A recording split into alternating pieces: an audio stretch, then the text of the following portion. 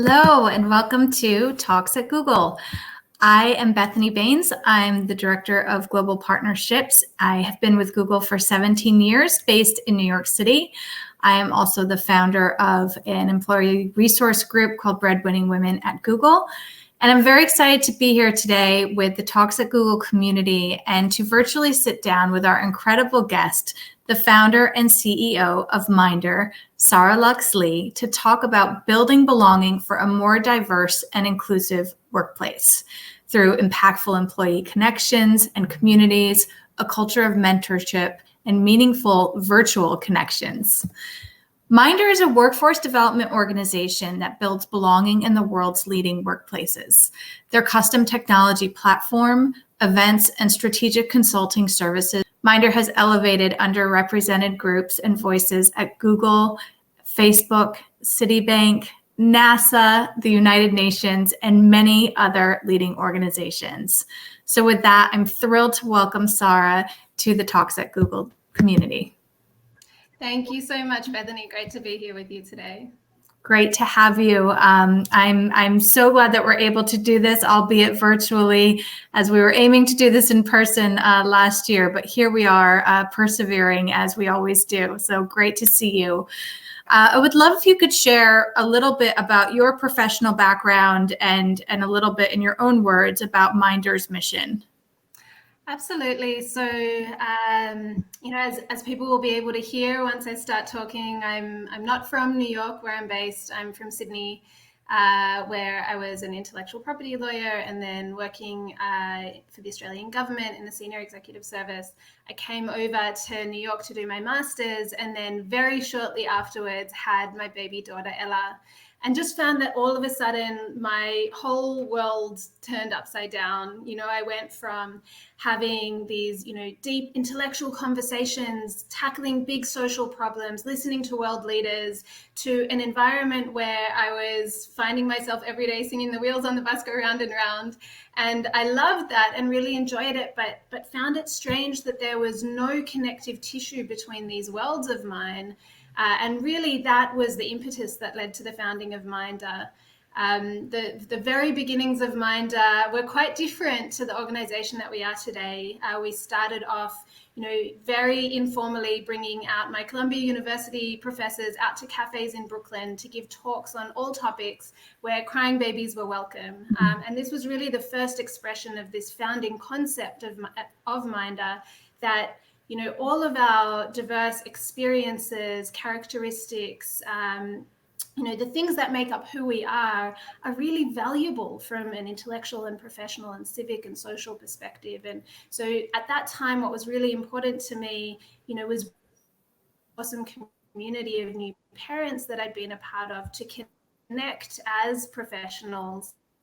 And that's really been an ongoing thread. And now Mindr is a workforce development organization that builds belonging in the world's leading workplaces. We've really taken that initial mission of harnessing the intellectual capital of working parents and applied it across diversity dimensions. So, across gender, race, ethnicity, sexual orientation, disability, we see the value of these underrepresented voices in the workplace, and we want to help organizations harness that value meaningfully, not just make space for it, but harness it productively and, create communities that are strong, where employees can show up, can bring their full selves to work, and where their full selves are really seen for the value add that they are. And so that's what we're up to today. We do that in a few different ways. You mentioned a lot of them. We also have a custom technology platform that brings, communities together through a whole ecosystem. So there are a few different ways that we tackle this challenge, but uniting all of it is this concept that a diverse and inclusive workplace where people feel like they belong is just going to be stronger and better performing. Yeah, I love this concept of harnessing it versus just making space. It's so important to realize what a richness of experiences can bring to an organization and frankly a business. And I just love that concept. So thank you for that.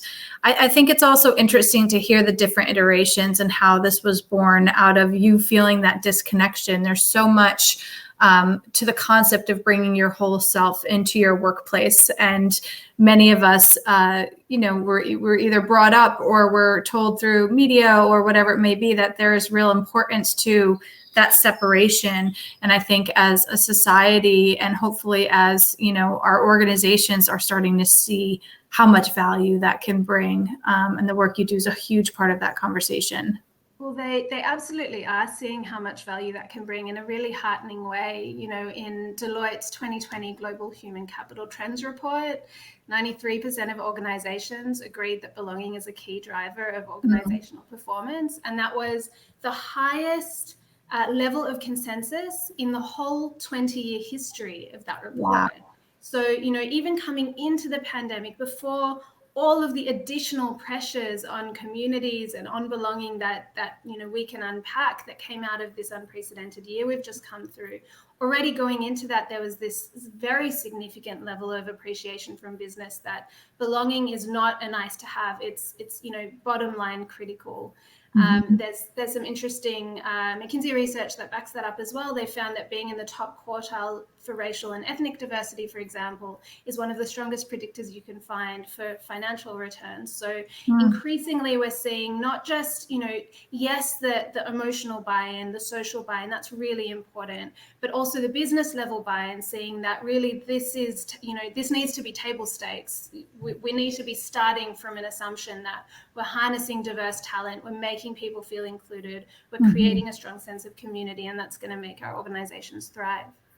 It's kind of bringing what used to be considered some of the softer sides of business and organizations into, this harder bottom line rigor, finance perspective. And, it's something where it's great to have the data to show it, because it does.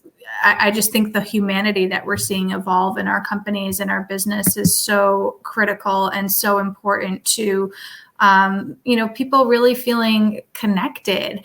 Like, what do you see in terms of community for individuals, in terms of connections amongst colleagues, or, just even their commitments and feeling really, tied to their work? Yeah, so one point to make before I answer your question, just on that topic of like going from what was previously seen as a soft area into this really evidence-based, more business-driven approach.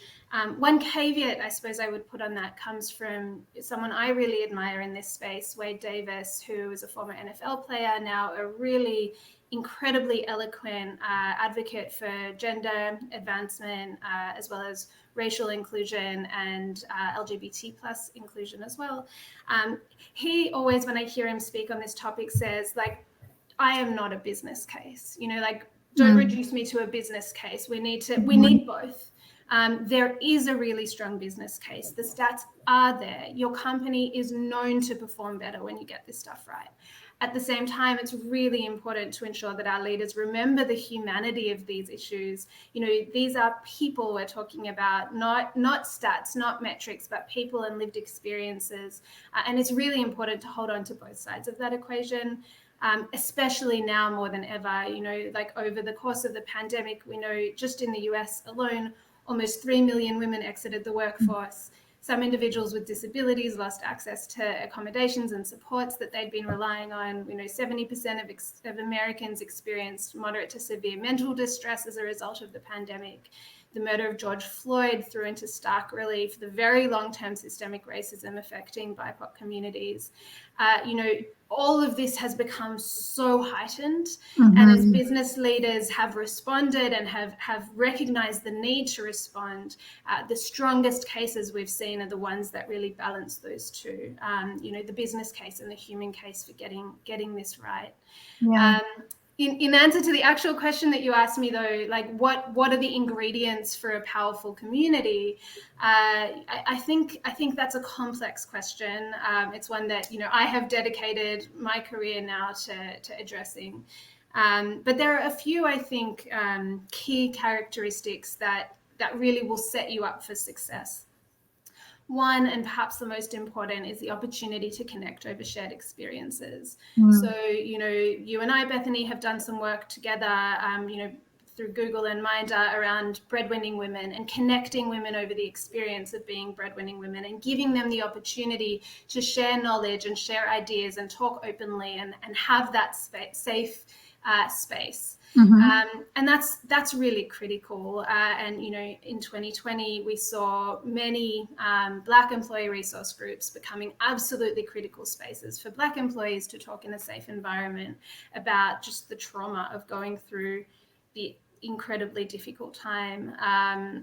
And the opportunity to share experiences in this way, sometimes in a closed community, sometimes in a community that opens its arms to allies and gets that balance right, is really critical. I'd say also, access to high-profile role models is really important. So that, if we are an underrepresented community, we don't feel like we're just having this conversation among ourselves, but we can see ourselves reflected across all levels of an organization.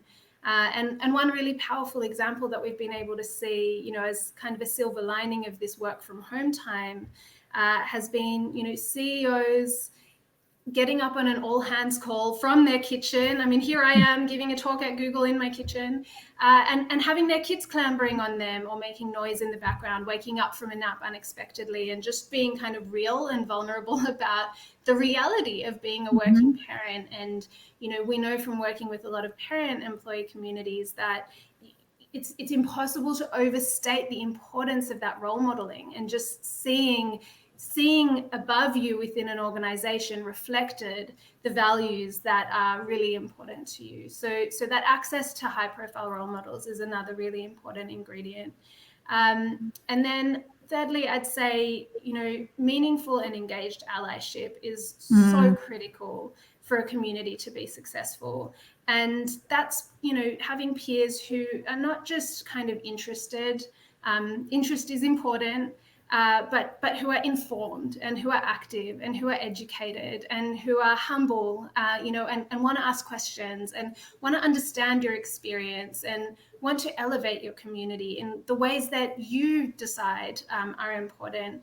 And having that meaningful and engaged allyship is a really important piece. And for any organization trying to figure out, how am I going to build a successful community, you have to be thinking about both lenses, right? You have to think about, what is the experience of someone within my company who, identifies as having an underrepresented voice? And then what is the experience of someone who doesn't? And how are we going to connect those two and really make them part of one comprehensive whole? So, they're some of the elements that we look for and that we really help organizations to think through and build an infrastructure for, because as you can imagine, none of this happens by accident. These are, employee communities that are set up in this way have to happen by design, and that requires a little bit of forethought, and it requires a little bit of trial and error to get it right. Right, because it has to be unique to the organization, and it has to be, really genuine and authentic. I'm getting a little bit of feedback here. I apologize. But it has to be very genuine and authentic. Otherwise, it just completely misses the mark. And I think the more that you're looking to engage both those underrepresented voices and the allies in a communal way and a safe way, you take away the us and them. And that's really what kind of breaks these organizations apart, even when you're talking about it from a senior level role model to a more junior person. I remember in the very beginning of the pandemic having a meeting with a very senior executive here, and there was probably 10,000 people on the call. And in came his kid and sat on his lap and interrupted him, and he rolled with it. And it was like you could almost feel this organizational sigh of relief. Everyone was like, oh, it happens to him too. It just was that moment of forgiveness and openness and willingness to kind of let our guards down that we've built up over so many, really generations of the corporate workforce, and particularly for underrepresented groups that haven't been so visible and vocal and supported in the past. And it's permission as well, right? It's permission to be who you are. Because if you see the most senior levels of a company engaging in a human way, if you see them talking about their families, talking about the ways in which they have, everybody's got something, right? Everybody's got some element in which they have struggled. And if we see more of that, and people at the top of an organization have the freedom to be a little bit more vulnerable, to be a little bit, humble, it gives permission to everyone across an organization to lean into that. And obviously none of this displaces the fact that we've all got to be doing our best work and producing and being reliable, of course, but in order to do that, it's really important that we have the support to address all the pieces of our lives that are important to us. So yeah, in violent agreement with you there. Yeah. Before the lockdown or quarantine or start of the pandemic, whatever we're calling it, just normal life now, I think we actually have some pictures, because you and I did a wonderful event here at Google across multiple companies supporting breadwinning women.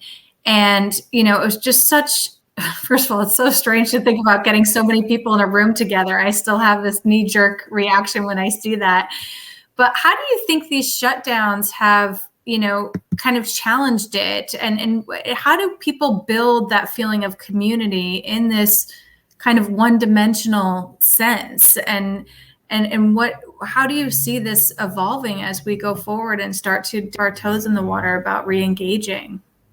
They're such important questions, and I'm laughing because I'm looking at this picture on the screen of me with my, at that time, 4-month-old strapped to my chest. It just goes to show, like, physically bringing your whole self to work.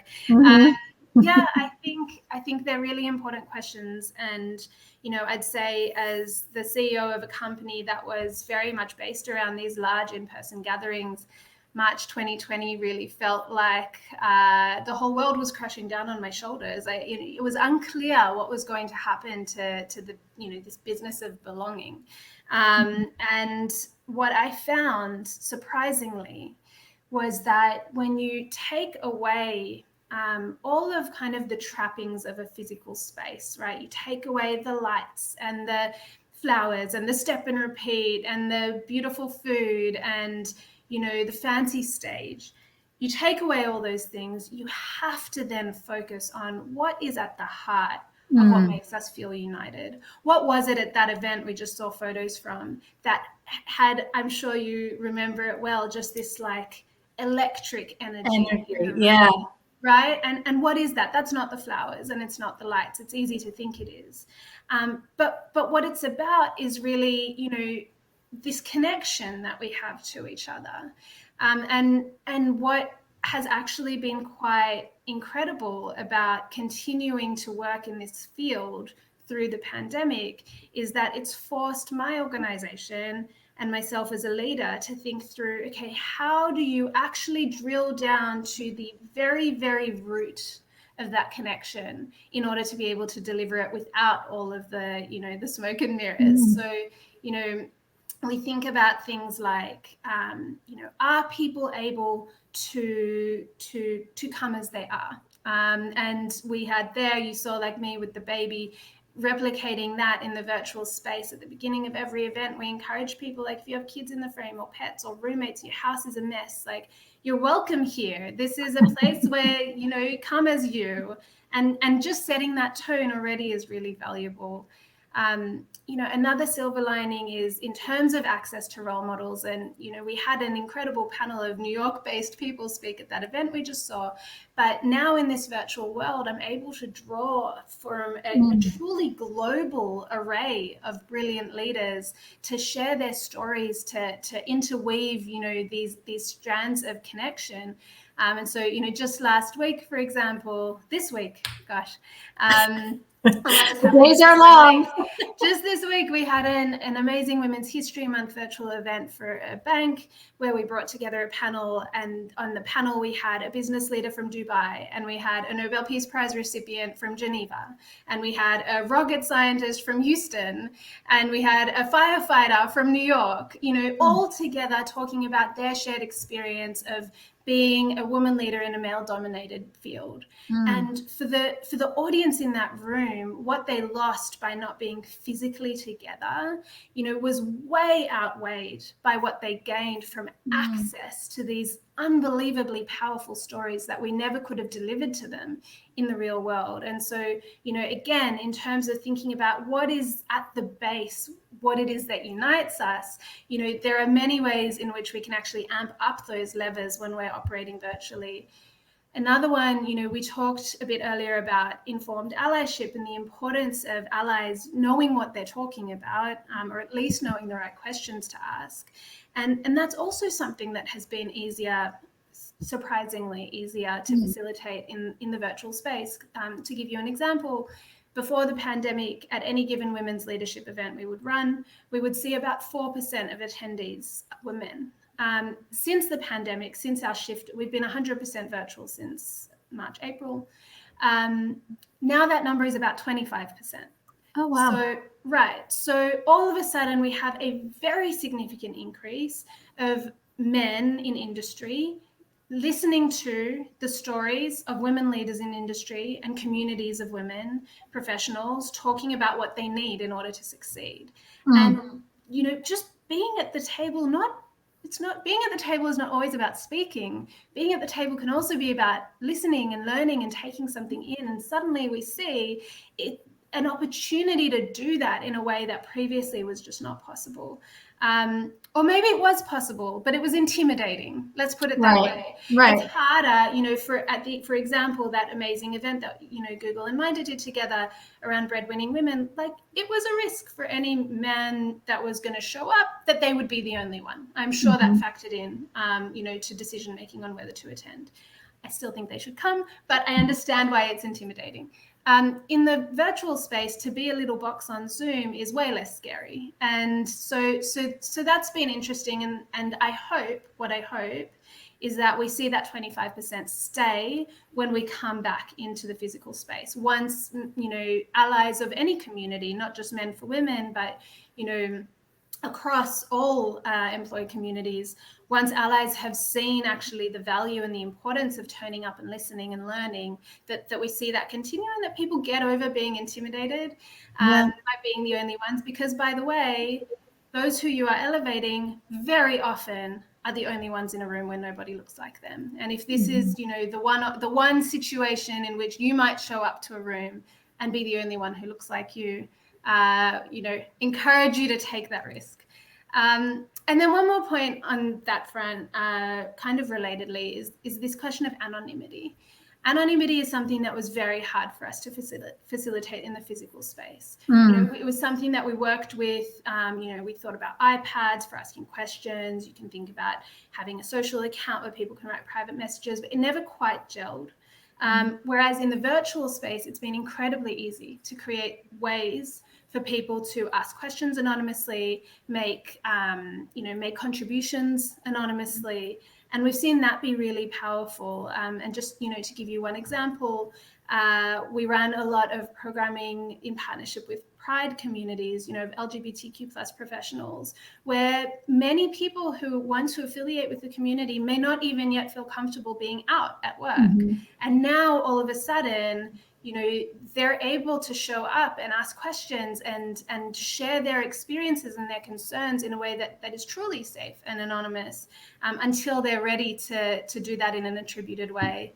And so, all of this really has taught me so much about what it takes to actually bring people together in a way that doesn't just feel good in the moment, but has really long-lasting impacts. And we at Mindr certainly are working really hard to think about how we translate all of these silver linings, all of these unexpected wins for belonging that we found in the virtual space, back into the physical space as people return to the office, as people return to physical events, as some of these factors of anonymity and global reach start to fade away a little. How can we proxy for them and keep the positive benefits of them going forward? Yeah. I mean, you've outlined so many positive outcomes with,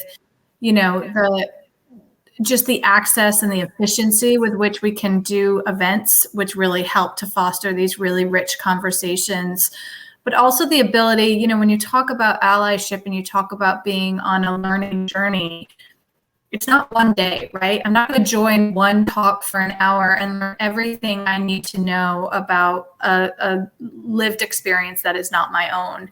And so it provides that ability to do it in a way that you're comfortable with, to do it in a way that maybe is not as exposed, to do it in a way that gives you tools and language and compelling thoughts that you can carry with you until the next time you are ready to engage on your journey. And I think that ability, paired with an entire society that is now comfortable with this type of content consumption, right? Like that wasn't, if this had happened, 30 years ago, we'd be in a much different space. But because we're comfortable with this consumption, I think there's a real richness to the type of content that can be accessed and can be digested. And I think there's also going to be a longer cycle of expectations that this is a powerful way to learn more, right? Because even in books and stuff, which are phenomenal, I love reading, but still it's that one dimensional or that one voice that you're hearing in terms of the author. And when you have these rich conversations and thoughts come around it, there's just a lot more to glean. 100%. And, two quick thoughts on that. One is that, we really encourage all organizations and employee communities within organizations to actually think beyond events. So, events tend to be the main default way that organizations engage around these topics. And events are really important. I am the first person who will tell you how important it is to bring people together. It's literally what I do. But we encourage people to think beyond events to what we think of as calls to action. So if you are on the leadership of an employee community, there is so much more that your stakeholders can do for you in addition to showing up to an event. Maybe that's reading a book, watching a documentary. Maybe that's taking 15 minutes out of their day to learn about a term that's really important to you. So like one, really powerful example we've recently seen in this space is one of the brilliant disability employee resource groups we work with. Their founder has a daughter with dwarfism, and she's uncomfortable with some of the language that she has heard her colleagues use in talking about individuals with dwarfism. So, we were able to kind of encourage and support her to put out a call to action to her community to say, like, take 5 minutes, understand what dwarfism is, what language is recommended, and also the fact that you should never assume about language and actually ask people who are impacted what their preferences are. And just that tiny little 5-minute moment might have been more impactful for the priorities of that employee resource group than like a whole hour-long amazing event that they could have brought people to. So it's a balance of the two, but certainly, the lack of in-person events has really helped has helped to kind of broaden the focus on what are the other ways in which people can meaningfully engage.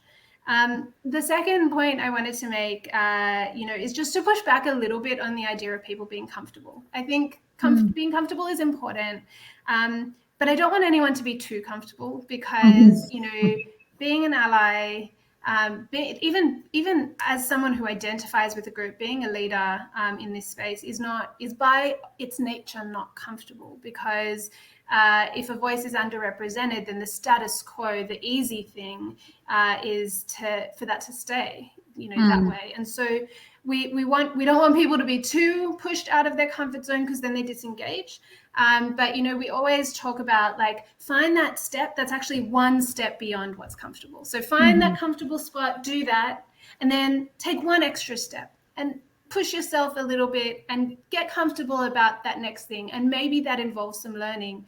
Maybe, you know, one thing we saw, for example, this past year, some of the language changed around how we talk about race and ethnicity. You know, and so the comfortable way for people is to say, like, I don't know what I'm supposed to say, so I'm not going to say anything. And maybe pushing yourself that next step is actually taking the moment to learn. What does the, you know, what does this phrase mean? Why has language changed? You know, what was it about language previously that now is no longer regarded as best practice? And again, when in doubt, ask the groups that are relevant to the question, like, what is your preference now and why, and how can I be a support to you? So comfort plus one, that's my recommendation. It's almost like when you think about exercise, it's like the more you push yourself, then the next time, the stronger that muscle is that you can access. I did want to make sure that those that have questions, drop them into the chat here so we can make sure that Sarah has time to address them. But in the meantime, you have certainly set up a lot around the concept of mentorship. And I actually read recently that, you know, people with mentors perform better, they advance in their careers faster, and they experience more work-life satisfaction. And even with all these benefits, I think a lot of people feel like they don't have a mentor. I would love to hear from you, you know, one, your quick take on the difference between mentorship and sponsorship, because I think we hear about this a lot. But also, why do you think mentorship is so important, and what part do you think it plays in building these communities? Such important questions, and again, complex ones. Nothing in this field is straightforward. I think it's the distinction between mentorship and sponsorship. I'm really happy you called out.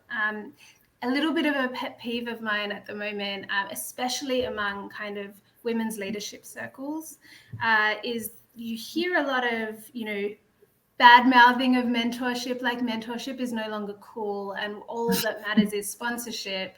And people say, I've heard the talking point multiple times, like, don't give me a mentor, give me a sponsor. And that's something that grates on me a little bit because, yes, sponsorship is critical. None of us can get anywhere without people who are prepared to stick their necks out for us. But nobody can give you a sponsor. A sponsor can't be allocated to you, because what is a sponsor? A sponsor is someone who has seen the value of your work, who understands deeply what it is that you bring to the table, who understands deeply why you specifically are critical to this organization, and then who will seek out tailored opportunities to put you up for and open those doors for you and leverage their influence for you. And none of that can happen without a significant amount of groundwork, right? So a sponsor is not something that I can give someone, but what I can give them is a mentor. And the distinction there is that, you know, a mentor is somebody who has specific skills, expertise, wisdom, you know, lived experience that is relevant to what you're trying to achieve. And if I can put the two of you together and they can talk a little to you about what they've learned, and you can ask them questions about, you know, your pain points or your roadblocks, then a few things happen. One is that they can unlock a lot of progress for you, you know, and help you get over those stumbling blocks that you found. Another is they might become a sponsor, because in the course of connecting them with them in this way, you know, they will have the opportunity to learn you. You know, they'll see what it is about you that is so valuable, and they may well become a sponsor for you. And they also, you know, have the opportunity to open up doors for you to other sponsor relationships, because if they are not the, you know, the right person to put you forward for an opportunity, if they don't have that direct line to the place you're trying to go, chances are they'll know somebody who does. So, you know, we at Mindr are working pretty hard to bring back mentorship as a topic, to say, yes, sponsorship is important. These two things are not mutually exclusive. In fact, you know, creating a culture of mentorship is one of the only ways that you're able to create a culture of sponsorship. And again, we know that, like, now is a more important time than ever for us to tackle these questions. Yale School of Management found that over this past pandemic year, people's professional networks have shrunk by 17%. So wherever we started, in terms of access to mentors, where, as you say, most people feel like they don't have enough access. That has shrunk over the past year. And so, now more than ever, we need to think about how do we create a culture of mentorship. We know that 89% of people who are mentored go on to mentor other people. Like, really, the culture of mentorship starts with mentorships happening.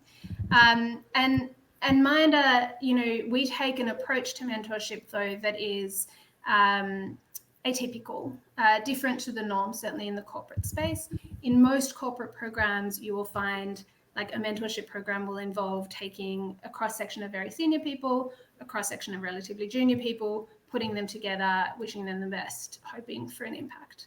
That's obviously very reductive, but by and large, those are the key elements. We take a very different approach to mentorship, where we think about how can we create strategic partnerships between people where they are going to, in a symbiotic way, move each other forward. Everyone's got something that they're working on. And how can we put together people who are, complementary in what they're trying to achieve and what they bring to the table? How do we ensure that those mentor relationships are diverse? Because we know that if you just hear the same things from people who look like you and sound like you and have the same experiences as you, you are much less likely to have a breakthrough, right? So how do we give you access to a diverse set of perspectives?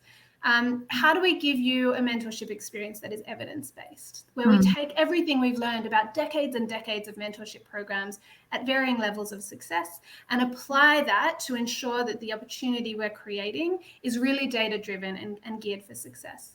And importantly, we think about how do we create a mentorship environment that's content-rich, right? Because most people were not born knowing how to mentor someone. And most people were not born knowing how to ask a mentor for what they need. That's a skill that, it's the muscle that you were mentioning before. It's something you need to exercise in order to achieve that. And it's also something people often need to be educated around a little bit. What are the best practices in terms of getting the most out of a mentor relationship? So, in all of the mentorship opportunities that we facilitate, we think about those elements. How do we strategically pair people together in a symbiotic way, in a way that is, that is very much evidence-based, where we're also asking for feedback all the time. We're learning, we're like a mentorship neural network over here. We're learning constantly from each mentor pair what makes these relationships work and succeed. And then we take our mentor pairs through a curriculum that they experience together, that they can then use as a springboard for discussion and for connection as they have their mentor meetings, because now they've experienced this content together, and they come out of our programs not just with one relationship, but also now with this significantly heightened understanding of what makes a mentor relationship succeed, which means that when they become part of the 89% of people who once mentored are going to mentor someone else, they're going to actually do that with a skill set. And you can see how that very quickly will, have ripple effects across an organization that are really powerful. Yeah, and pay it forward. I think it's so meaningful that I also read that to teach is to learn twice, right? Everybody's got something to learn in a mentor-mentee relationship. And, we all have those moments where we show up and we're like, I got nothing for you, and you just feel that self-doubt creep in. And the truth is, we all have different experiences that we can teach one another. So I want to switch, because there are several audience questions, and I want to make sure we give the community a chance to ask. So Nigel, can we go ahead and have some of the questions pop up? So the first is from Lauren, and she asks, what advice do you have on showing up and doing this work virtually, either as an ally or when elevating your own voice? I think that's an amazing question. Thank you, Lauren, for asking it. I think that let's go from the superficial to the deep, right? Superficially, what can you do remotely? Switch your video on. When you are showing up to be an ally to an underrepresented group, or if you are showing up to, to commune with your peers, being able to see each other's faces, read each other's body language is really critical. And I know that's difficult advice after a pandemic year where we are like literally on Zoom for our whole days, and it's so exhausting. But I think when you're doing this specific work, which was what Lauren was asking about, of building belonging, of elevating diverse communities, it's even more important than ever to connect on a human level. And so one really kind of low-hanging fruit way that we approach that question is we recommend to all our partners that when you're going to have an event on this topic or a gathering on this topic, even if it's a one-way content delivery kind of mechanism, like a fireside chat or a panel discussion, that you host it on a forum that is like a meeting, like for example, Zoom meeting rather than Zoom webinar, so that folks can see each other. They can gauge how content is landing. They can reach out to someone they saw in the audience and say, I saw that really resonating with you. It resonates with my experience too. Can we grab a virtual coffee and connect over this? So from a really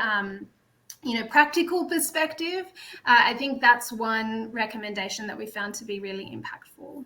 And then I think going deeper than what setting you use on Zoom, I think it's really important to have compassion for ourselves. I mean, we came out of 2020, especially as we watched, the murder of George Floyd and the massive racial reckoning that followed that. And, and here we are this year seeing more and more horrendous events that continue to awaken us as allies. Everybody is tired. The communities that are affected, the Black, Indigenous, people of color communities, the Asian and Pacific Islander community currently, the underrepresented voices that need to be elevated are tired. Allyship is also, a job. Like we say, you don't get to just call yourself an ally. We encourage people to think about allyship as like a professional qualification, something that you have to build and invest in and learn for, and then keep current as you go forward. And that also is work, and it's work that has to happen. But, to Lauren's question about how we think about all of this in the virtual space and reading between the lines there, like how do you keep all of these balls in the air when there's so much happening? I think a little bit of compassion is, for ourselves, for each other, really goes a long way. An assumption of goodwill, that people are trying, that people want to be a part of positive change, certainly a requirement of accountability for that. So in no way discounting that, but just like the notion that we will not always be perfect. You will not, even just to use again like a practical example, you will not be able to show up to every event and every call to action to read a book or to watch a documentary. You won't have time to do, certainly while your kids are not able to go to school, or while you are caring for aged relatives, or while you yourself may be, lacking support networks that you previously had access to. I think we discount trying to be perfect, and we focus instead on trying to make progress and think about what are the specific accountable steps, one step beyond the level that we're comfortable with, that we can invest in today, and then, show up again tomorrow to continue doing that work. And I think having that framework can be really helpful. That's beautiful advice. And, certainly we are all feeling that Zoom fatigue and that, there are times that you need to take a meeting with your camera off, but I think the meaning of allyship is to show up. And so in those spaces when you need to save your energy, where are the ways that you can pull your energy back so that you can truly show up in that space? And like you're saying, to be compassionate with yourself and recognize this is a journey.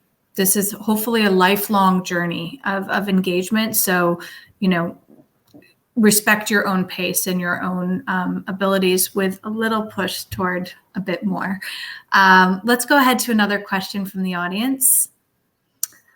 This is from Castell, and I hope I pronounced your first name correctly. Your last name, everybody thinks my last name is Barnes, even though it's Baines, but I think your mind's eye sees an R there. Anyway, hello. Hi, Sarah. What would be 3 best practices on amplifying, implementing DEI within a company from a gender and racial intersectionality standpoint? In some cases, people may want different things. Ooh, good question. It is a good question, and I would agree, Castell. I would say even go further and say in all cases, people do want different things. And just recognizing that in the premise of your question, I think is the beginning of an answer. Number one, recognizing that there is no universal blueprint, right? There is no universal blueprint for getting any of this right. That's a tension that we find. If when we come in to work with an organization, people want guidelines. They want the book, right? They want the book on how to get this right, and we need to push back on that and say, let us survey your community. Let us come in and do some focus groups. Let us sit for a moment with the underrepresented leaders in your organization and ask them what they're experiencing, what they need, where the gaps are, what their focus is, where they need support, and where that support is hitting the mark, and where it's lacking.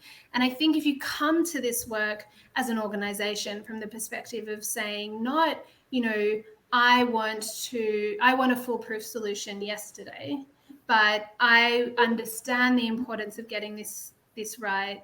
I understand that I'll never get it right, by the way, but that I can continue to make progress towards a more perfect outcome.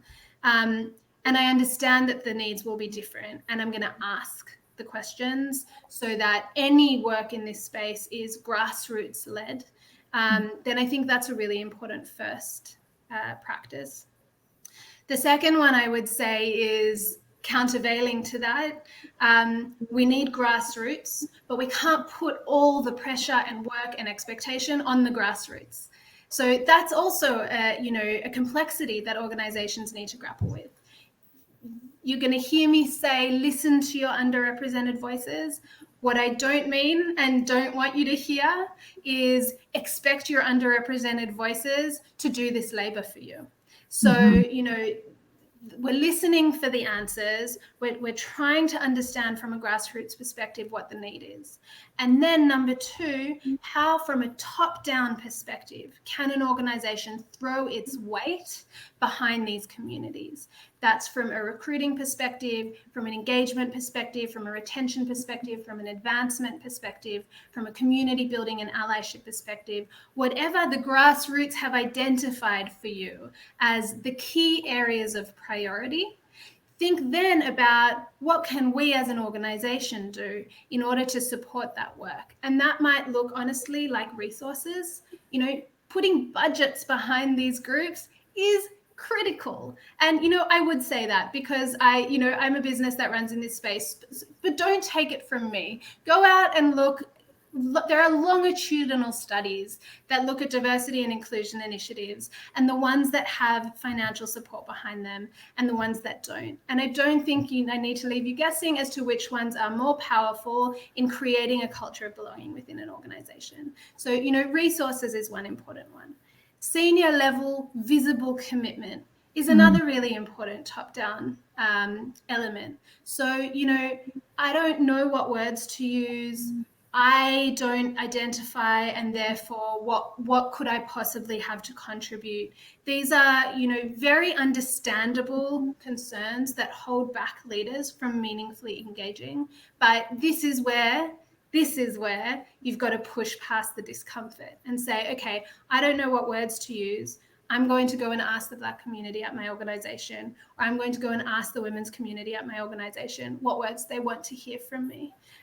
Then I'm going to leverage my influence and my platform to give those messages to the organization so that it's not just underrepresented voices speaking on these topics, but all voices, especially at the most senior levels of an organization, that are being heard, repeating how critical it is to get this piece right.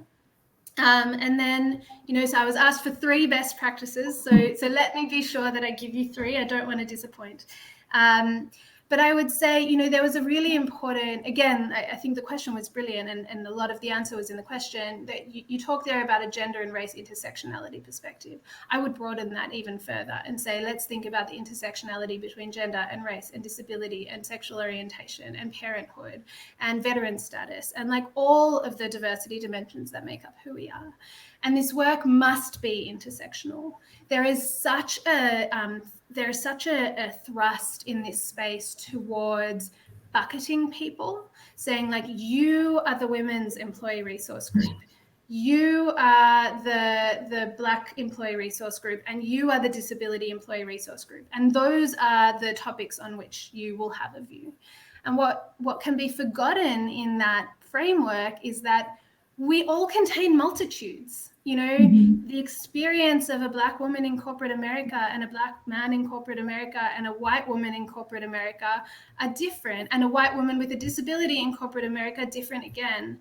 And all of us are complex individuals with a nuanced array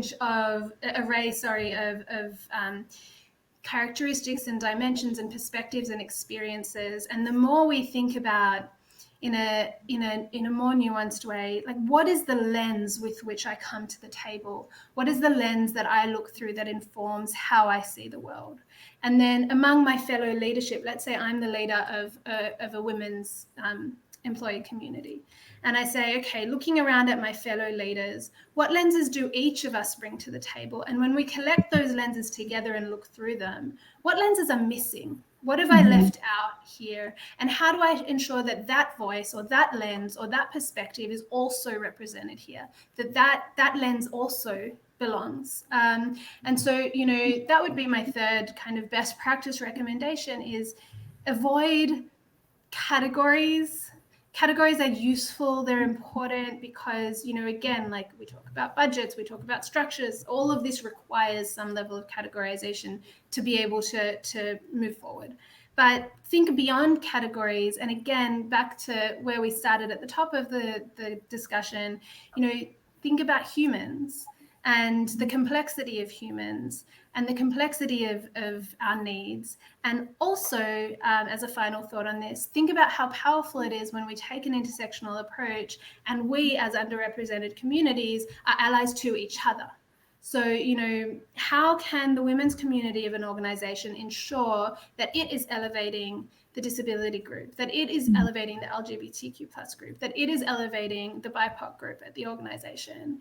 Within the group of women, how are we being allies to each other? Because our experiences are different and we come to the table with different levels of privilege. And, I know this is something, for example, that you have worked on, Bethany, with breadwinning women at Google, and thinking about what is the experience of a single breadwinning woman versus a partnered breadwinning woman. Like, ensuring that this lens of allyship is applied at every level of this work, I think helps to drive that intersectional approach and really helps to set us up for success. Wow, what an incredible answer and such a thought-provoking question. And just underscoring, this stuff is complex. This is a long-term journey, and it is complicated, and there is no one perfect way. And as much as you're going to anchor in one direction or one bucket, you have to be open and engaging with the others as well. So profound. Let's take another question from the audience here. This is from Brock. Brock is stating, as return to office starts to happen, so this is a very hot topic right now. What happens when we come back? How do we keep the advantages of the virtual space, especially for those who feel more included in that medium instead of face-to-face? Brock, thank you for that question. I think it's a critical nuance that we're all going to have to grapple with as we move forward. And, in the working parent space is a really useful example to talk about this in. Working parents, and let's be real, in particular, working mothers, have been pushing for generations for more telecommuting, remote work from home. As early as February 2020, there were women who were trying to figure out, how do I talk my organization around to this wild idea that I might be able to engage meaningfully from my home? And one silver lining, I suppose, of all this is that we have seen beyond a shadow of a doubt that it can work. I mean, the nature of that conversation, no question, has to now have changed, because show me someone who's going to be able to say, oh, remote work, it's not possible. Can't achieve it. Client engagement remotely, not possible. How can you be part of a team remotely? Can't do it. I mean, we have seen through necessity, as they say, the mother of invention. We've seen that it works. It obviously doesn't work in all cases forever. And, most organizations, not all, but most will go back to some form of in-person. But I think, the heart of the answer to Brock's question is that we need, as leaders of organizations that are managing return to work plans and also kind of broader visions for companies going forward, to think about what was it during this virtual period? What did we unlock? What were the positives? We've talked a lot about them today. In that working parent example, we unlocked the ability for a mom or dad with a baby at home to just have that little bit more support than they would have had if they'd needed to be in the office on that extra day. We've unlocked for, I was talking about the example before of, a member of the LGBTQ plus community who is not out at work. We have unlocked the opportunity for them to engage anonymously with the community. And that's really valuable. We have unlocked the opportunity to connect with thought leaders all around the world. And that has been really valuable. We have, by the way, if you don't identify with any of these groups, maybe we have unlocked for you just a lower level of stress than is required to show up physically to work every day, because we know commutes are the highest predictor of unhappiness that there is. Maybe for you, that's what we unlocked. And so I think the challenge for leaders now is to figure out, okay, not just we wipe out this last year, woof, we made it through, let's move forward, pretend like it never happened. I think, leaders have already done a lot of thinking about what vulnerabilities this year exposed. We had to very quickly upskill on technology. We had to increase our infrastructure. We had to, improve our communications processes. The part that hasn't happened yet as much is that reflection on what did we gain? What progress did we make? And how can we proxy for those things in the future? And that might mean, on a practical level, that the person on the receiving end of the request for 1 day a week work from home for a working parent who's just needs that piece in order to be able to make it work, maybe that's just like a more compassionate approach there that gives someone the benefit of the doubt. And again, I said it before, I'll repeat it, none of this discounts everybody needing to do our jobs, right? You still need to perform, but at least maybe we start from the assumption that you'll perform, and then we let you prove or disprove that, rather than we starting from the assumption that it's not going to, that it's going to fail. Maybe when it comes to preserving anonymity within, building employee communities, maybe that comes to ensuring that, 100% of your engagement doesn't become in person again. You leave some window of virtual engagement. Sure, it would be more awkward to sit at your desk on a virtual event than it has been this year to sit at home on a virtual event, because there's people around you. But we find some way that works for your organization to leave open that little window of engagement for people who felt more comfortable in that space. And I think, really that's the answer to Brock's question, is just being thoughtful about what progress was made, and then being really intentional about how we preserve that structurally and continue to evaluate and continue to learn, because we're about to have a third whole experience where we learn about hybrid work, right? Most organizations won't go from 0 to 100 all in one go. We'll be doing a few days a week at the office. There'll be some split while people are being vaccinated. We still need to figure out work travel. Who knows how that's going to look as it comes back together. So we will have this hybrid period now that we need to learn from. And just, again, acknowledging that this work is never done. We're listening to our people. We're trying things. We're prepared for them to fail, and we're going to learn from what fails, and then we're going to harness what succeeds and make sure it repeats and is not just a one-off win. Then I think we're in really good shape. I think what you're describing is this notion of changing systemic behavior, where you just have to break it down which we've done, and now we're able to build the blocks back up. We have time for one final question, which I am going to ask. This is going to go out to our Google Talks at YouTube, Talks at Google on YouTube channel, which has over 1 million subscribers. And if there's one thing they could take away from this chat today with you, what would it be? Well, I would say first to you, Bethany, thank you for sharing this incredible platform with me. That's a really unique experience to speak to so many people all at once. I would say to those who are watching this, wherever you are within an organization, that, my key takeaway for you is that there's no greater motivator than a sense of belonging, in my view at least. Feeling that we belong, it's what pushes us to get out of bed in the morning and show up for our team, for our colleagues, for our organization, and like bring them our best and do what we do, but do it like all the way. So I would say like my key takeaway then is building that sense of belonging is always going to be more important than you think. It's also going to be more achievable than you think. Like if you think back on everything we've discussed today, none of it actually is rocket science. It's just a matter of, thinking back to first principles, what motivates people, what do they need, asking the question, not assuming. So it's easier than you think to achieve, but it can only happen by design. That design, I think we talked about lots of different elements of it today.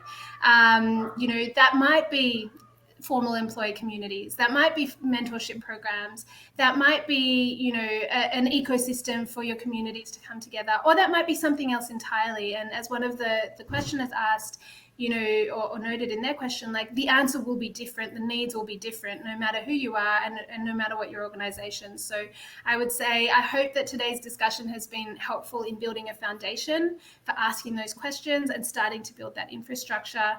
And, that as we come into, the rest of 2021 and figure out the new ways in which we work together, some of the elements that we've talked about today can be a really impactful foundation for doing that work going forward. Amazing. Sarah, thank you so much for all the work that you're doing with Mindr and the evolution of just creating more belonging and more support within workplaces. I'm sure we will connect all the information of how to reach out to you and engage with your company. And thank you for doing the hero's work that you do. Likewise, Bethany, thank you so much for having me. It's been amazing to speak with you.